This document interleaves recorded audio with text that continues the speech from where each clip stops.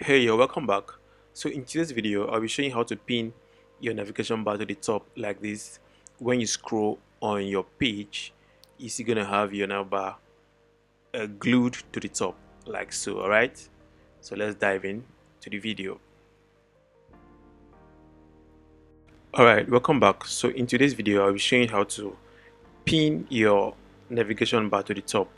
All right. So let me preview this page and see what is gonna happen when I preview this page. When I scroll down, all right, you can see that this navigation bar up here, all right, is scrolling alongside the entire page, which is not supposed to be so. All right, so what we're going to do right now, we're going to pin this nav bar right here by the top. So when we scroll down, we want to have it pinned right there. All right, so let's dive back to our design and do that.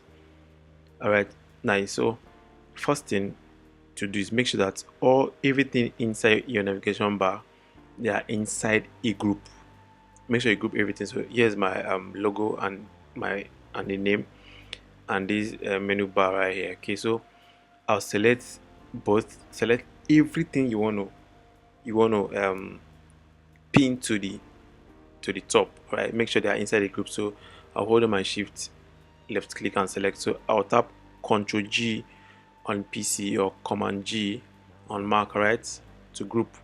So after grouping them, I'll double click here, all right, to rename the group. I'll just give it navbar for easy reference. All right, so what I need to do next is I need to drag on this navbar group I just created. Right, I need to drag on it and take it to the top of the page. All right, so I'll left click hold and drag, take it to the very name of the entire page, right, and leave it there. That way it's going to come to the very top of the page, all right, so that when we scroll, the entire page is going to pass beneath it. All right, it's going to pass under it, right? So after doing that, while your navbar group is still selected, you go over to your prototype, all right, you come to this position right here by your top right, you see this drop down menu, right, scroll with parent. So you're going to tap on it and make sure you are selecting fist stay in place. All right, make sure you have this selected and checked. So I'm going to check that right now. Nice. So by the time I will preview, let me go back and preview again. I want to refresh that page, right, and preview. By the time I preview, you're going to see what's going to happen right now. You're going to see that the nav bar will be fixed to the top while we scroll. Okay, so let's scroll right now. You see, right, as I'm scrolling, it is fixed, right? You can see right there, fixed. You can see the brand name, the logo, this menu right here. You can see them fixed, but we have a problem right now. You can see that the text is overlapping, right? Though it's scrolling under it, but it is overlapping. So we need to really make it stand out, all right, from the entire page, so that when we scroll, we can easily still identify and locate our navigation bar. So how do I do that? Let me go back to my design. All right, so I will go ahead and grab my rectangle tool, tap on arrow on my keyboard. All right, so I'll just draw my rectangle over here like so. Okay, let me go back to design. Then I'll sample the normal color in the project. So here, sample this color right here. Nice. Then I will go ahead and add effects.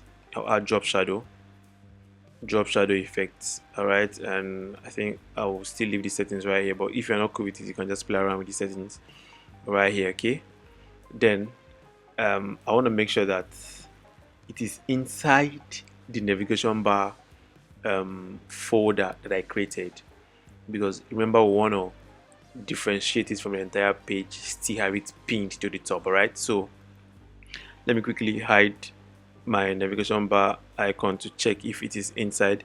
So as you can see, it is not inside. So I will drag on this rectangle I just created, right, drag and put it inside the navigation bar folder I created. Left click, hold, drag and leave it inside the folder. All right, That way it's going to enter inside the navigation bar folder. So I'm going to drag it down so that it will come under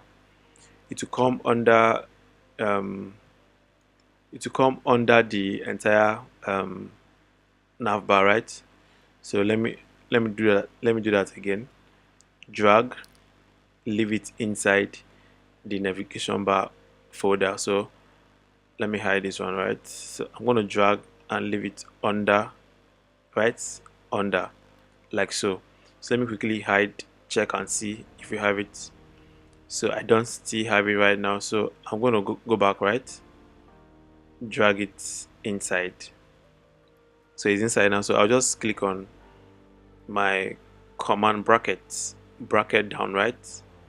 Bracket down on my keyboard. Alright, here is what I clicked, right? Command plus this key, alright, to take an object, to send an object to back, alright, or to take an object backward, alright. That is on Mac, right? But on PC it's gonna be control, alright. It's gonna be control plus this to send an object back, and then to set an object forward is control plus this, alright.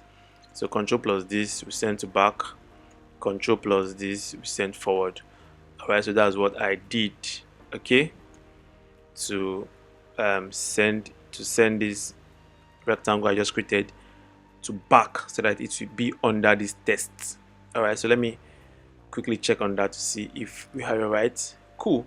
So when I go back to preview, alright, when I go back to preview, let's see what's going to happen. Let's see what's going to happen when I preview, okay, and give it some time to. Alright, so we have it here.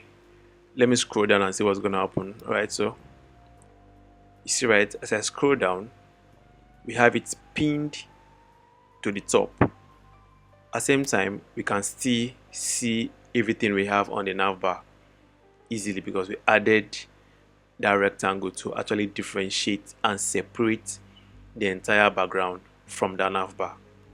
Alright, so you can see how cool this is. So we still have our navbar stick to the top while the entire page scrolls under it, right?